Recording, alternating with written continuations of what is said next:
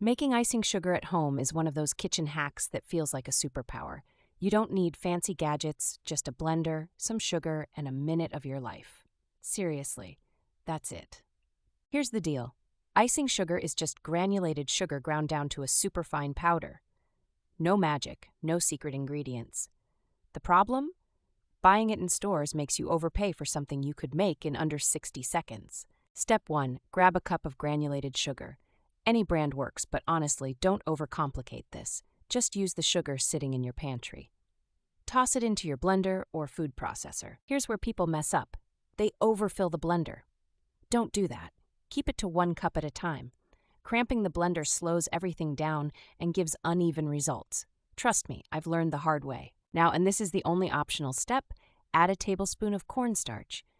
This keeps the icing sugar from clumping later.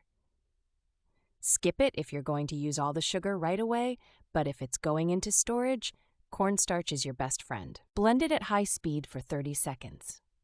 Stop and check. Got powder that feels like fairy dust between your fingers? Perfect. Still gritty like normal sugar? Keep blending for another 10 to 20 seconds. Here's the trick. Don't open the blender right away. Let the fine powder settle. If you open it too soon, you're letting loose a sugar cloud that'll make your kitchen look like a snow globe. Once it's ready, transfer the icing sugar into an airtight container. If you've added cornstarch, this can last months in your pantry, practically forever if you keep it away from moisture. A lot of people assume this DIY version won't taste the same. But here's the shocker. It tastes identical. It's sugar, after all. You're just saving money and impressing yourself with your kitchen savviness.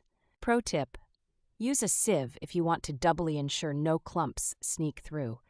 This is especially important if you're making something like buttercream frosting, where texture matters. No one wants chunky icing.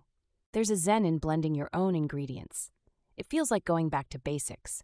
Plus, no last-minute grocery runs because you just realized the recipe calls for icing sugar.